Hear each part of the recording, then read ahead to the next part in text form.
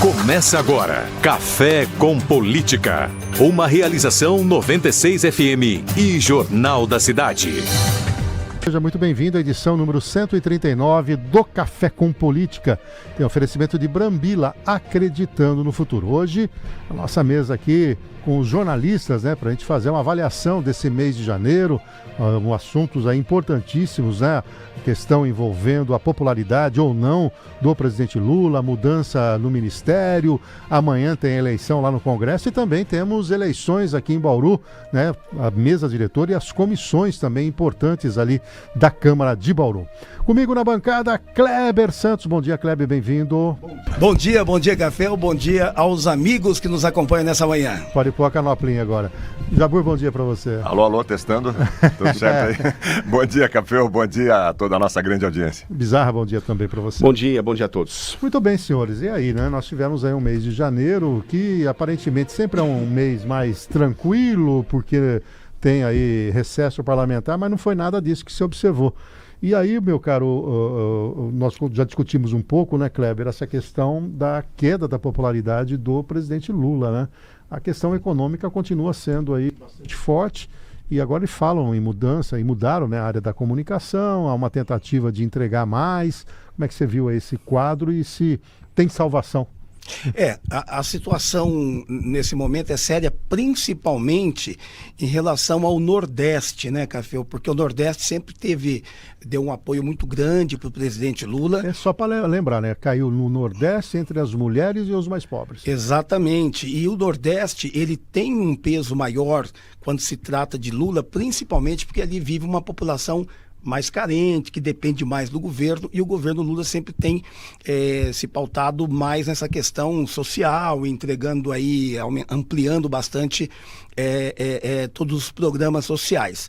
E lá, caindo bastante e caindo muito também a questão principalmente do poder aquisitivo, porque não adianta nada discurso, eles estavam numa expectativa muito grande de que esse governo iria melhorar a vida deles, foi para isso que eles votaram, uma esperança muito grande, só que isso não está se concretizando e o Nordeste tem sentido isso muito, o custo de vida alto, eles estão sentindo isso ao ir ao supermercado, isso tudo está refletindo já, cadê?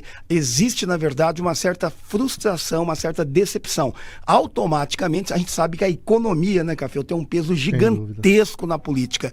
E nesse momento é isso que está influenciando, creio que em todo o Brasil, mas com peso significativo no Nordeste, onde ele não poderia perder popularidade. E aí, Jabur, um tema que a gente sempre coloca aqui, que é a habilidade de lidar com a informação, Hoje, gente que vem de veículos tradicionais, Quantos anos você está já no meio jornalístico? 35. 35. Eu estou em rádio desde a década de 1990, E a gente sempre aguardava, o jornal impresso, trabalhava com as emissoras de rádio, mas hoje aquela coisa, eu vou no supermercado, eu estou com um papelzinho que eu guardei lá de 2022, eu olho ali na prateleira, puxa vida, eu vim aqui, comprei um café, portanto está 50% maior. Isso viraliza, daquela coisa dos likes.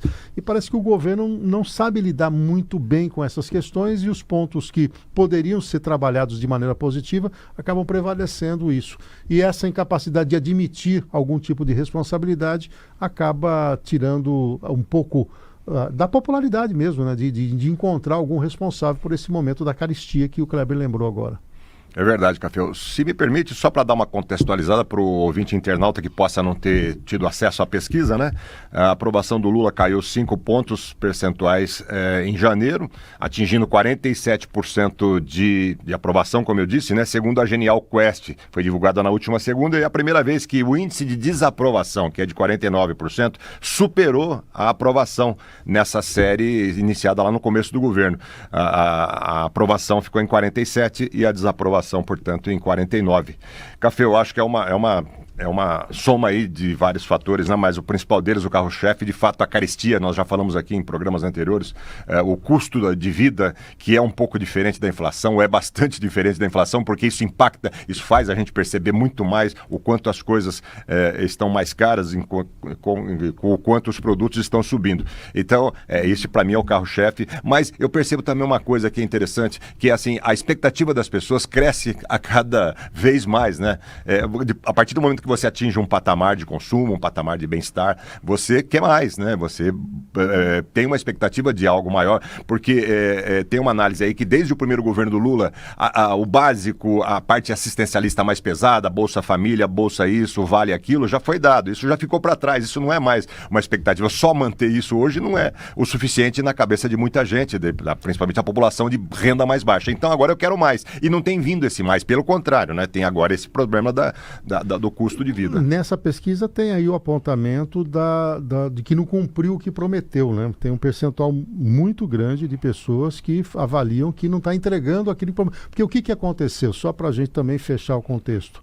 Que é aquela expectativa de que, olha, o mal existia, eu represento paz e amor e eu vou entregar coisa superior. Você vai tomar a sua cervejinha com a picanha. É simbólico, exatamente. Mas no imaginário da população é isso. Aí o sujeito vai comprar carne, a carne de segunda está nas alturas, fala, peraí, não está cumprindo a promessa. Tanto que essa pesquisa aponta isso. Agora, Fleury, você que é de uma nova geração e já nasceu mais digital do que analógico como nós, você acha que é só o problema dessa comunicação de ocupar melhor as redes sociais ou se não houver, como a gente fala na Bíblia, não há fé sem obra? Quer dizer, se não mostrar que veio, não adianta tentar dourar a pílula. Café, às vezes a comunicação em si, por si só, aliás, não adianta nada, né? Mas nós temos notado uma mudança de postura muito grande do governo federal, sobretudo com a chegada agora do Sidônio Palmeira, né? Se você pegar, por exemplo, a entrevista coletiva que o presidente deu ontem, ele menciona, inclusive, aquela alfinetada que tomou do Gilberto Kassab, presidente nacional do PSD, né? Que chamou o ministro da Economia de fraco e falou que o governo tem dado umas tropeçadas, né? E aí o presidente até brincou com isso, falou, olha, o Kassab falou que se a eleição fosse hoje eu perderia. Aí eu olhei no calendário e vi que ainda faltam 2 anos, então eu fiquei um pouco tranquilo. Isso aí representa, em grande parte, uma mudança de postura a partir da chegada do próprio ministro da Comunicação, né, que vale lembrar, foi marqueteiro do prefeito de Recife, João Campos, né, e é um nome muito conhecido aí por essas bandas. E o detalhe, só aproveitando o gancho da entrevista coletiva, ele, pela primeira vez nos últimos meses ou anos, elogia a decisão do BC. Então, aí que eu queria até pegar a opinião do Kleber, porque, de novo, as redes sociais não perdoam. As montagens da fala dele, criticando o Roberto Campos Neto, dizendo da Petrobras de que, como não, o governo tem que ir lá exigir preço do combustível mais barato, né? Então, esse aceno para uma nova roupagem, mas com o histórico recente, inclusive do próprio partido dele. Ontem a Gleice Hoffmann de novo veio, e aí foi até na comunidade checada no X, ela teve que reconsiderar, porque ela está dizendo que o 1 ponto percentual foi o objeto do Roberto Campos Neto. Gente, o Banco Central tem autonomia, eles sinalizaram lá que se as coisas continuarem ruins, teria que aumentar, mas quem tomou a decisão foram... de 9 que tomaram a decisão, 7 deles são indicados por atual governo, inclusive o presidente. Então essas coisas, né, Kleber, tem uma memória aí que antigamente você tinha que ir no arquivo, pegar, falar com o veículo de comunicação. Hoje está ali disponível, o sujeito põe as 2 falas, já neutraliza qualquer imagenzinha mais positiva que queira passar. Exatamente, Caféu. E o que a gente percebe é que o Lula, ele me chamou a atenção um detalhe que ele falou lá. Ele disse na entrevista que ele gosta da briga na rua. Quer dizer, não é na internet. Mas não saiu uma vez na rua. Mas olha só, mas aí tem uma coisa interessante. Nós não temos mais como voltar para o analógico, não tem mais como voltar para simplesmente jornal, rádio, a mídia tradicional. Não tem mais. Se complementam, né? Elas têm a relevância, mas são complemento com as outras. Hoje existe todo um complexo, é a multimídia, na verdade, né? Multiplataforma. Então hoje todos têm que você tem que estar presente em tudo e dominar e saber comunicar em tudo. Mas realmente não é só uma questão de comunicação. O Sidônio, ele montou essa questão de aproximação. O que ele quer? Que o Lula ocupe mais espaço na mídia. Ele entende que quanto mais presente na mídia, melhor é. Porém, se você vê é uma coisa meio engessada ali. O repórter, ele pergunta, mas não tem réplica. Então, ele pergunta, simplesmente ele é porta-voz de uma pergunta. O presidente fala o que quer. Mas normalmente as coletivas de imprensa são assim, né? Você não tem a possibilidade da discussão, né? Faz parte um pouco do ritual de uma coletiva de imprensa, né? Você faz a pergunta e deixa o interlocutor responder. Mas quando você dá essa liberdade, existem casos desse tipo. Eu cito o exemplo do presidente do México, o Obrador, que inclusive o Lula queria fazer a mesma coisa, mas chegar à conclusão que o Brasil é outra cultura e não daria. O que o Obrador fazia? Ele foi o último grande líder de esquerda que teve aí uma ascensão grande, que liderou, que teve popularidade. Todos os dias, às 6 da manhã, ele conversava com jornalistas. 6 da manhã. E aí era bate-papo, era entrevista, era pergunta. Exatamente. Então, ele respondia, o repórter questionava, ele voltava a falar. Então, realmente era uma coisa que havia uma interação. Então, se é um dos exemplos, eu sei que eles discutiram sobre o Obrador lá para seguir esse exemplo, teria que ser um pouquinho diferente. Queria fazer, Jabor, aí um recorte com a fala do Kassab, né? Porque ela foi objeto dessa entrevista de ontem. Nós sabemos, né, que o PSD quer ampliar, né, a sua participação no governo federal, não obstante estar também aqui no governo do estado de São Paulo. É uma coisa curiosa esse posicionamento. E no governo municipal. Principalmente. Tem hoje, o Tarcísio deixou o Kassab atuar de tal maneira que hoje ele tem a maior parte dos prefeitos do estado de São Paulo. Ele já ficou refém do Kassab. E a hora que o Kassab vai num evento e fala mal do próprio governo, diz que o Lula não teria condições de ser eleito e critica aquele que pode ser, inclusive, o próprio sucessor do Lula, o que ele está tentando mostrar? Que ele tem força ou ele está já vendo que o barco está meio furado e ele está querendo cair fora? Não, ele está tentando subir o preço. É inflação política. O Kassab não vai brigar com o Lula só porque acha que não vai ser bom daqui a 2 anos na eleição, que o Lula não vai ganhar. Não é isso. Isso é retórica para inflacionar o preço. Ele está vendo que o Lula vai precisar na segunda metade de mais apoio ainda do que já tem até hoje, de centrão e etc. E foi para cima, né? E já deu os recados. Está bem claro isso. Isso foi lido dessa forma também por quem analisa a política aí no país afora, né? Ele não quer deixar o governo, obviamente. Ele quer ocupar mais espaço, né? E o Kassab, como ninguém, com a frieza que tem, com o calculismo que tem, sabe fazer isso. Pois não, Cláudio. Exatamente. O que a gente viu aí é essa questão, essa forçação para reforma ministerial. Então, a reforma ministerial está aí. O PSD entende que o Kassab entende que é pouco que tem, principalmente da Câmara, porque apenas o Ministério da Pesca ali é muito pouco, eles querem um ministério mais importante, principalmente agora por causa das eleições. Então a questão da reforma. E tem outra coisa política que eu entendo que é muito importante. Hoje, o PSD, com cerca de 3.500 prefeituras no Brasil, quer dizer, disparado lá na frente.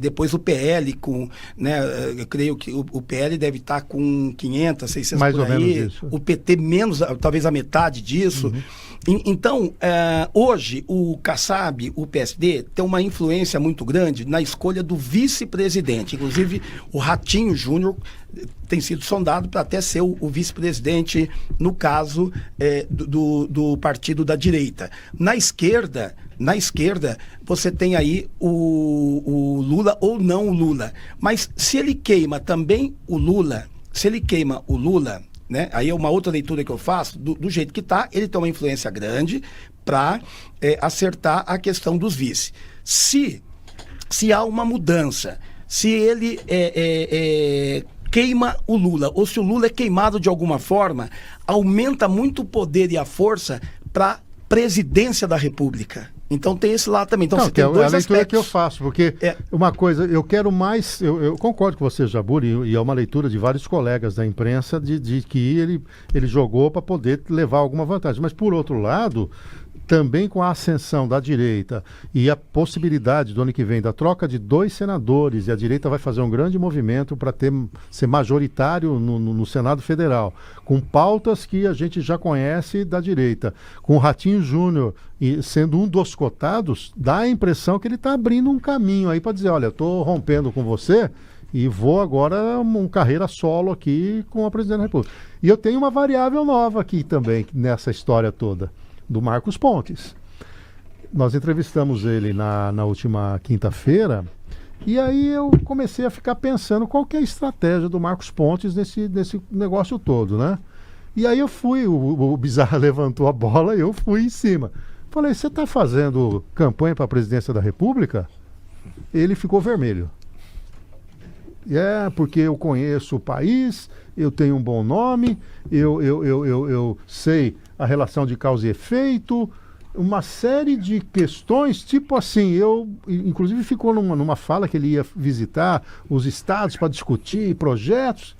Eu falei, esse sujeito está querendo ser candidato agora para bancar o nome dele e ser uma opção também entre esses vários nomes. E ele não descartou, mas ficou uma pulga atrás da orelha. Então, só para completar o raciocínio. Sim, Café. Então você percebe que se queima o Lula, se a economia não decola, não tem como ele realmente ir, talvez a idade, outras questões, ele não vai. E se o Bolsonaro também está fora, então os dois grandes líderes fora, automaticamente sobra um espaço, sobra para todo mundo. Aí vai ser uma festa. E aí, Fleury, você que faz essa leitura política, qual é a do Kassab?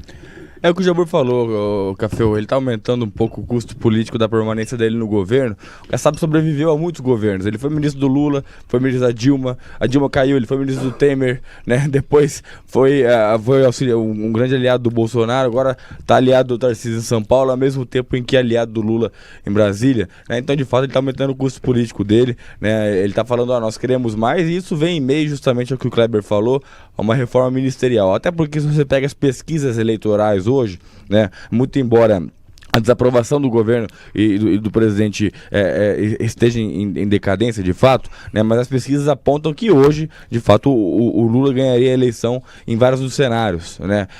Talvez o Kassab esteja dando um tiro agora para ver os efeitos daqui a 2 anos. É uma possibilidade, né? Mas o que parece mesmo é que está aumentando o custo político. E a nossa audiência aqui dizendo que a leitura do astronauta está correta aí, viu? De que ele teria... nós conseguimos antecipar a intenção que está por trás de todo esse movimento que ele fez. Agora dá para entender, né? Porque ele está até peitando o próprio Bolsonaro, né? Então ele tem aí outras questões. Bom, antes da gente entrar no recorte lá do Congresso Nacional, você, Kleber, pela sua experiência, você acha que logra êxito essa questão do possível impeachment do Lula com a pedalada fiscal aí, ou foi só um movimento da oposição e que já está arquivado? Eu acredito que não prospera não, viu? Prospera. Não, acho que não, porque o momento, e também já a gente vai conversar sobre a nova presidência do Senado e da Câmara, e aí tudo isso tá tudo contempladinho já, né, Café? Tá tudo certo. Já está no preço? Já está no pacote. E aí, Jabur, em relação à eleição amanhã lá, nós temos no Senado o Alcolumbre, aí tivemos o Girão e o Marcos Pontes, né? E agora parece que na Câmara dos Deputados a coisa é mais tranquila, né? Não tem ninguém aí. A não ser que tenha um Severino da vida aí que apareça de última hora, né? O que você acha aí? Não parece, né? O Hugo tá tudo Mota... bem já encaminhado. O Hugo Mota tem o apoio de, me parece, 14 partidos, alguma coisa do tipo, né? Assim como lá no Senado também, o Alcolumbre, né? Eu acho que esse jogo já está com a carta marcada, já está definido, já não é de hoje, inclusive, né? Isso já vem sendo construído há um bom tempo. O Centrão não brinca em serviço, o Centrão não dá brecha pro azar, não dá sopa pro azar, como o governo federal tem dado aí, inclusive, né? Experimentando queda de popularidade, etc. Esses são profissionais da política. E eu não vejo grandes alterações, e nem mesmo no modo em que o Centrão vai continuar se relacionando com o governo Lula. O escopo é o mesmo, imagino. Agora, Fleury, você acredita que dentro dessa negociação, porque o que passou a impressão que o próprio PL... ele começou a falar, bom, se eu fizer muito esforço para pegar algum tipo de cadeira, eu perco relevância nas comissões, né? E tem uma pauta cara para a direita brasileira que é, pelo menos, um avanço na questão da anistia, né? Atingindo, inclusive, o ex-presidente Bolsonaro. Você entende que, pela leitura que você fez aí, que é possível que isso esteja aí como moeda? É possível que isso esteja como moeda, Café, mas também a gente tem que pensar nas possíveis consequências de uma aprovação de uma medida nesse sentido, sobretudo um acirramento, né, na relação com o Supremo Tribunal Federal, que certamente declararia inconstitucional um projeto de anistia à luz do argumento, por exemplo, de que está entrando em incompetência do Poder Judiciário. Só esticaria um pouco mais a corda, né? Então tem que avaliar muito bem os prós e contras de tudo isso para não escorregar um pouco mais para frente. No caso do Bolsonaro, você acredita que o Cássio Nunes assumindo o Tribunal Superior Eleitoral, Kleber, pode facilitar a vida dele ou não? E aí, curiosamente, quando ele anuncia que 2 nomes eram bons, né, que é o Eduardo Bolsonaro e a Michele, teve um vazamento seletivo aí de uma delação do Cid lá em agosto, né, falando que os dois teriam, até que o delegado da Polícia Federal, no Roda Viva, coloca que, numa entrevista, na verdade, coloca que não tinha nada, que não encontraram nada. Como é que você vê essa perseguição aí, de certa maneira? Eu acredito que a ida do Cássio, claro, melhora sim, porque do jeito que tá pior pro Bolsonaro não fica, né? Eu acho que do jeito piorar não piora, não. No sentido, assim, a gente tem que entender também 2 coisas interessantes. Tanto Davi Alcolumbre quanto o Hugo Motta, os dois têm uma boa relação com o STF. Eles têm uma ótima relação com o STF. Então, isso está sendo levado em conta também. Quando você vê o PT e o PL apoiando os dois, né? Então, existem aí essas questões. Para o PT, é muito importante a eleição deles pela pauta do governo, para andar a pauta do governo. Para o PL, é importante a eleição deles para manter o poder. Como você disse, a Damares, por exemplo, deverá assumir a Comissão de Direitos Humanos. O Flávio deve assumir a Comissão de Segurança. Então isso aí está tudo negociado. E existe uma outra questão também, que é a questão das emendas. Então esse é o grande problema. Os deputados ficam presos quando não tem emenda. Eles se tornaram não apenas legisladores, mas aqueles que levam recursos para os seus estados para ajudar em eleição e para ajudar a população, claro, mas também para ajudar politicamente. Então, isso tudo está em jogo nesse momento. E a partir do momento que o próprio STF tem brecado emendas, quando esses dois eles têm um bom acesso no STF, vai ajudar nesse sentido também de diminuir o conflito entre o STF e o Congresso Nacional. E agora, o Jabur, chama a atenção, né? O Alcolumbre, ele é senador da República pelo Macapá, no Amapá. E o Hugo Motta é pelo João Pessoa, na Paraíba, né? O Estado de São Paulo, apesar de 3 votos lá no Senado e ter maioria dos deputados proporcionalmente, parece que não tem muita força de liderança, né? É curioso isso, né?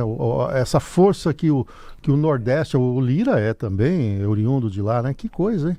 Pois é, e lembrando que o bauruense Marcos Pontes é candidato ao Senado, né?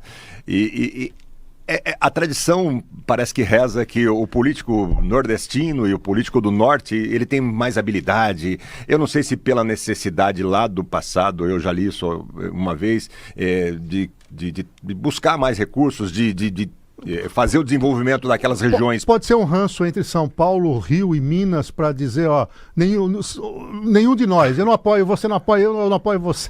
Acho que não é tão simples, né? Porque nós tivemos o quê? Ulisses Guimarães, que já era daqui, né? Quem mais aí? Na presidência dessas casas, né? Eu não me lembro dos nomes, mas eu acho que não é assim, simplesmente uma questão de rixa, de rivalidade. Não sei se o Kleber tem um histórico por trás, né? E o político nordestino teria sido movido, e o do norte, pela necessidade de desenvolvimento daquelas regiões lá atrás. E com isso desenvolveu a habilidade, a capacidade. E além do que, a própria representação política, o sistema político e mesmo de divisão você vê o Senado. Todos os estados têm 3 senadores, quer dizer, é desproporcional isso, é discutível, inclusive. Exato. Mesmo a representação na Câmara de Deputados, ela chega a ter algumas distorções, né? Ela tem uma proporcionalidade, mas ela não tem uma formação proporcional ao PIB, à população e tudo mais. Some-se quantos estados tem o Nordeste, quantos tem o Sudeste. Acho que o Nordeste é a região geográfica que mais tem estados, né? E acaba prevalecendo lá. Acaba tendo mais senadores, mais deputados. Olha, e é interessante também, Cafeu, o histórico, por exemplo. Lá tem gente que nasce político, assim, mas... É da família, é da oligarquia. Olha, né? o Hugo Motta, o avô dele foi prefeito de Patos, ele é da cidade de Patos, o avô dele. O pai foi prefeito da mesma cidade, a mãe foi prefeita da mesma cidade. Ele foi eleito deputado federal com 21 anos e 22 dias.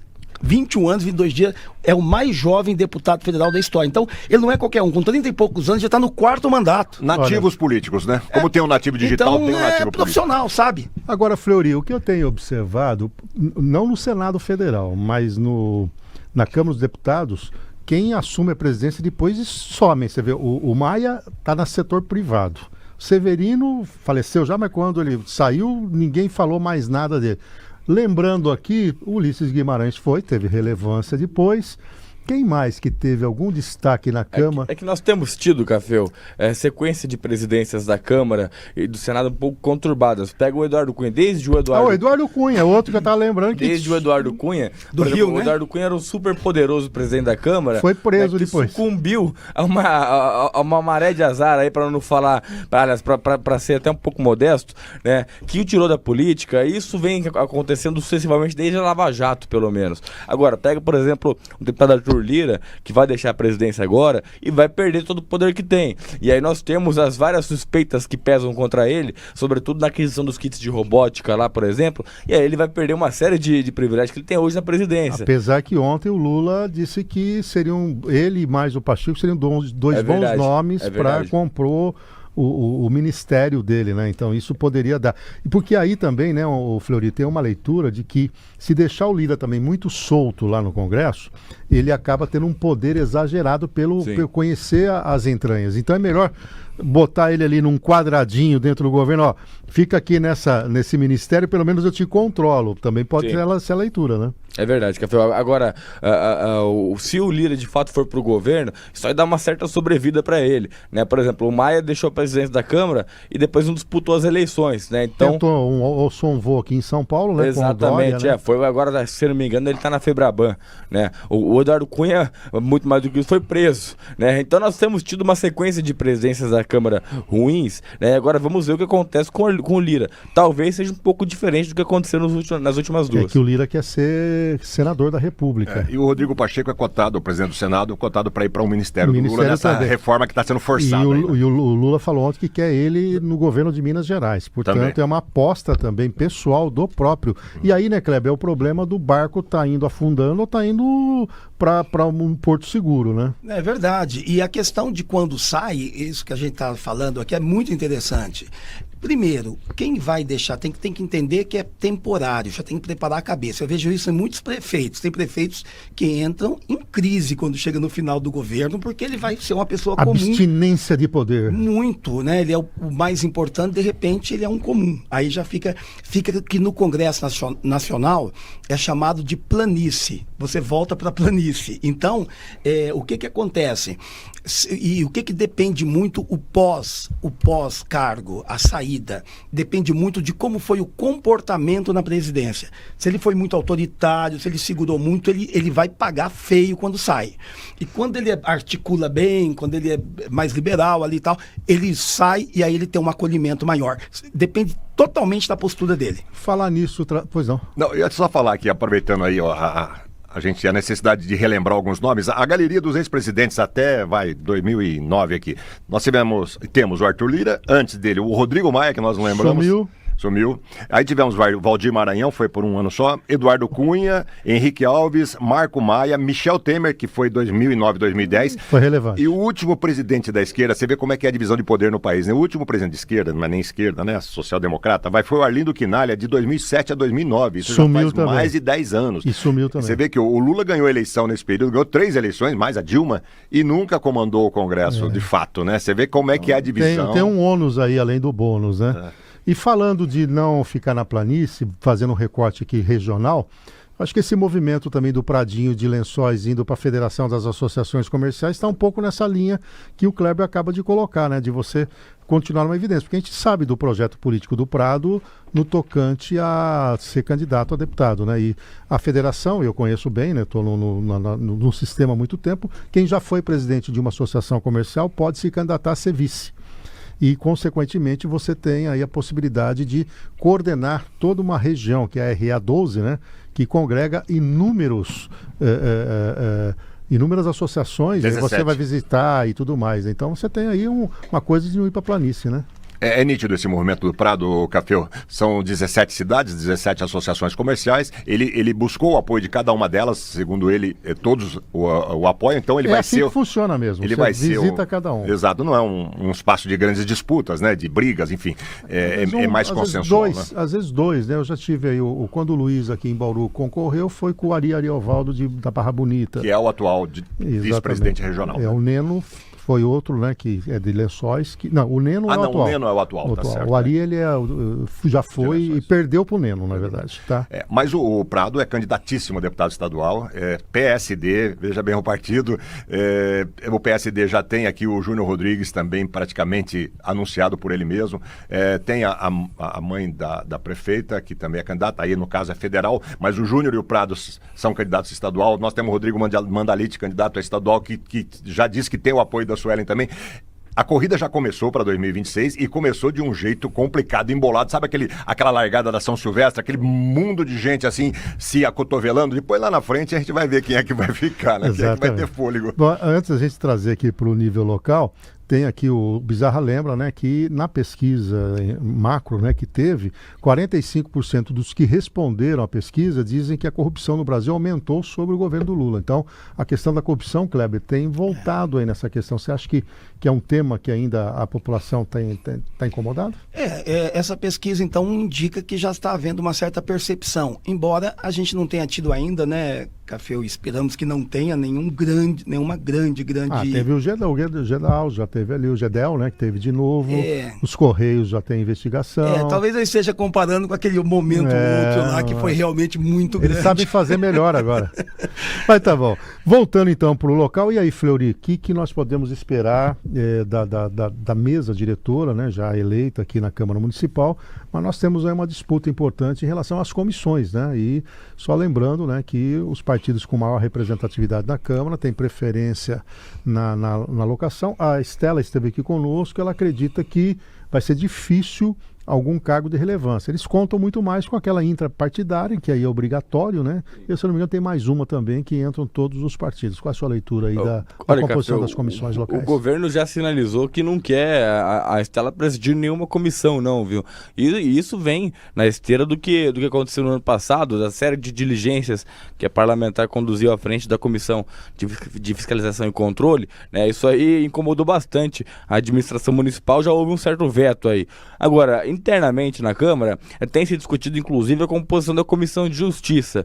Alguns aliados, o presidente Marquinhos Souza, tem dito que não precisa necessariamente que o presidente da Comissão de Justiça seja um operador do direito ou um conhecedor do direito. Ele tem dito a colegas ali em conversas mais reservadas que está aberto a qualquer nome que se dispõe efetivamente a abraçar essa ideia, né, de comandar a Comissão de Justiça, que aliás é a mais importante da casa, né? Se a Comissão de Justiça veta um projeto, começa por lá, né? Começa por lá. O parecer vai a plenário, mas muito provavelmente o projeto não anda para frente.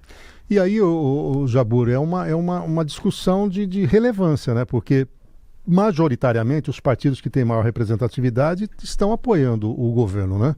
E ontem foi dada aí a largada para o plano diretor, uma série de ações estruturantes. Nós temos aí ainda a questão da estação de tratamento de esgoto e outros temas, né?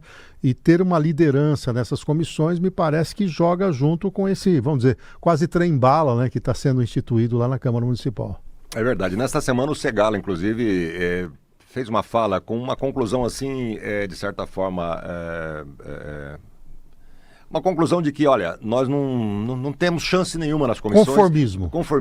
Uma conclusão conformista, mas ao mesmo tempo também, assim, dizendo o seguinte, nós não temos chance, me parece, até ele disse isso, e é verdade, que a prefeita pode contar com 15 dos 21 vereadores, e então nós vamos ter que fazer a nossa trincheira na linha da investigação, da denúncia, quando ela for necessária, e vamos ver o que acontece. A população é que vai ter que fazer a sua parte aí para também forçar ou influenciar em algumas situações para que os rumos de algo que possivelmente possa estar errado sejam corrigidos. Mas é uma situação complexa, difícil mesmo, para a situação e até para o equilíbrio de poder, né, entre situação e oposição, que é saudável. Não dá para um só dominar tudo e fazer do jeito que quer.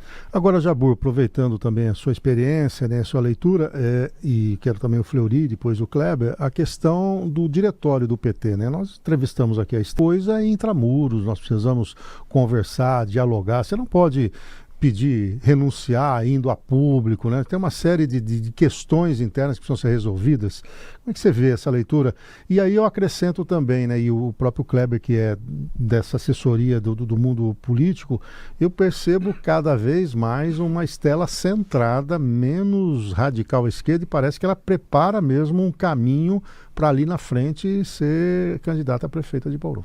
Esse é um velho problema da esquerda de Bauru. Ela se divide quantas vezes ela discutir, ela vai se dividindo dentro de um próprio partido. O PT tem essa característica, é grupo disso, é movimento disso, é ala daquilo, é muito fragmentado. E tem um histórico, né, de desgaste também. O pragmatismo que o pessoal da política aí mais ao centro, mais à direita tem, o PT está longe de ter. Mas a Estela reúne algumas dessas características. A Estela mantém um discurso, mantém uma postura mais à esquerda, porém ela é bem mais pragmática, ela é bem mais prática, tanto que está aí, né? Foi vice-prefeita 2 vezes, na sequência vereadora, agora a mais votada da história, enfim. A esquerda tem que se reciclar em muita coisa. A esquerda que eu digo é PT, a PT nem dá para dizer que seria uma esquerda, né? Um centro-esquerda. Né? Sol. Agora, mas o PT, que é o partido principal ainda desse campo, né? Eles precisam se reciclar em muitas coisas, mudar o pensamento. E outra coisa, eu vi uma leitura interessante também. A maioria das lideranças do PT hoje está com 60, 70 anos, porque começou lá no final dos anos 80, 70, 80 com a criação do PT. Então são lideranças que envelheceram. São lulistas. E o próprio Lula é um exemplo disso. O Lula tem que preparar uma sucessão, já não é de hoje, já deveria ter preparado talvez antes, né? E hoje ele não tem um candidato. Quem é o próximo candidato do PT a um cargo de presidente da República? Você não vislumbra, tem aí, fala-se de um, de outro, Haddad, não sei o quê, mas não tem força, não tem capacidade. Mas por quê? O PT foi um projeto construído em cima de um nome apenas, né? E aí todo o pessoal se digladiando perifericamente nas cidades, nos estados. E aí tem uma leitura também de que algumas lideranças podam o nascimento de outras lideranças. Isso aconteceu no PSDB também, né? O PSDB também não preparou, e aqui em nível regional, né, não obstante todo mundo elogiar a atuação do Pedro Tobias, mas cada liderança que surgia ali no ninho tucano dava um jeito de não, sou eu o protagonista. Antes disso, o MDB com Tidei e Purini também não prepararam sucessores, né? O Tuga não preparou sucessor, as grandes lideranças, o Rodrigo muito menos. Personalistas, Agostinho. Né? Sou eu, né? Eu me basto, né? E esse eu acho que é um dos problemas que um dia a gente pode analisar aqui, da política de Bauru não tem representatividade por aí, né? Porque em algumas cidades do nosso porte maior, há um certo pacto, olha, vamos até aqui, mas daqui para frente vamos pensar aqui no coletivo aqui da cidade, vamos eleger, vamos ter uma divisão de espaço aqui para que a gente consiga mais Agora, Fleury, quando a gente fala também da renovação de liderança, surgiu a liderança da prefeita, inquestionável, segunda eleição dela, mas no dia a dia a gente vê as mesmas práticas dos políticos antigos, né? E no caso da Câmara também não é diferente, né? Agora teve até uma decisão de que aquela questão de trancar a pauta estava correto, tem o problema da lei orgânica do município, mas ela introduziu um esticar de corda que não existia muito no passado, né? Nós tivemos aí a Procuradoria do município todos esses anos aceitando todas as decisões da Câmara Municipal e ela foi judicializando isso, né? Apesar dela dizer que está aberta ao diálogo, nunca tem comparecido às audiências. Agora, recentemente, não encaminhou secretários para poderem se manifestar em audiência pública. Quer dizer, nem sempre é o jovem, é a cabeça, né? Café, e quem entra na política é abraçado justamente por aqueles que estão lá há muito tempo, né? Aí reproduz o modelo. Exatamente. Então é muito difícil, salvo raríssimas exceções, você falar em política nova, que é uma política renovada, isso não existe no Brasil. Todo mundo que entra com esse discurso acaba se voltando àquelas práticas antigas porque a política é desse jeito, afinal de contas. E essa questão da judicialização é um retrato do que acontece no país, né? Em todo lugar você vê deputado por aí entrando na justiça para pedir derrubada de uma série de coisas. Aqui em Bauru não foi diferente, né? Um não gostou de uma certa coisa e vai para a justiça. É um terceiro turno. E agora, Kleber, com tudo isso que está acontecendo, se a gente pensar no regional e nessa leitura que o Jabbour muito bem fez de que ao inibir essas lideranças a gente não cria candidatos viáveis, né? A cidade ali na frente pode ter de novo uma pulverização de nomes pouco relevantes e no resultado final sem representatividade regional. É verdade. A questão do verdadeiro líder é aquele que forma lideranças, né, Caféu? O líder, ele lidera pelo exemplo, ele cria outras pessoas que querem se tornar semelhantes a ele, enfim, existe, isso realmente faltou, a gente percebe uma ausência dessas grandes lideranças na política de Bauru. Como você colocou, o próprio PSDB, nós tivemos uma época, você deve se lembrar disso, os ouvintes também, que o Pedro Tobias, o deputado Pedro Tobias, era presidente estadual do partido e o PSDB não elegeu nenhum vereador em Bauru. Não sei se ele se lembra disso. Então, é importante que os líderes tenham cuidado de formar sucessores. Como aconteceu agora, por exemplo, o Trump nos Estados Unidos, parece-me que o vice tem o quê? 40 anos. 40 anos. Então, eu creio que ele já está pensando nisso, na sucessão. Já está ali, né? Olha, e mesmo porque o Trump não pode se reeleger, né? São 2 mandatos então, só alguém lá. Com 40 anos tem aí... Tem um caminho a ser trilhado. Exatamente. Então, isso é pensar a longo prazo. E a questão do local, se novamente não se comportar pensando em formar grupo, não apenas individual. Então, há possibilidade, sim, Bauru tem condição, se juntar algumas forças, nem precisa ser todo mundo do mesmo lado, isso não existe, mas se algumas forças se juntarem, nós temos certeza, Bauru, Caféu, tem condição de ter 4 deputados 2 estaduais e 2 federais. Como já tivemos. Então, tem essa possibilidade. Se a gente pensar estrategicamente, montar aí que seja 2 grupos ou até um pouquinho mais, mas não ser tão pulverizado. Eu acho que é um amadurecimento que é necessário nesse momento. Muito bem, esse foi o Café com Política de hoje. Jabbour, tudo certo com o jornal para esse fim de semana? Preparado? Tudo certo, boas matérias. Até amanhã. Flori, obrigado pela sua presença aí. Tá bonito, viu? A beca foi bonita, caiu bem. E até semana que vem, né? Porque semana que vem começa a Câmara e certamente estarei falando aqui na terça-feira. Não tenha dúvida disso. Kleber, um abraço para você, um bom dia, bom fim de semana. Grande abraço, um abraço para todos que nos acompanharam nessa manhã. Bom, o Café com Política volta na próxima sexta-feira, a partir das 7h30 da manhã. Na segunda-feira estarei aqui com o Bizarra, mas antes um convite para você. Amanhã, às 7 da manhã, ao vivo, Economia 360. Um resumo de tudo o que aconteceu da economia, a interpretação dos fatos econômicos, os indicadores, aquela coisa da linguagem descomplicada. Aguardo você aqui nas plataformas digitais e também em 96.9. Para você uma excelente sexta-feira e um ótimo final de semana. A gente volta a se falar na segunda-feira, bem cedinho, às 6 horas da manhã, em mais uma edição do Cidade 360. O Evair de Húngaro Dundum vem chegando para comandar o Túnel do Tempo. Tchau, tchau.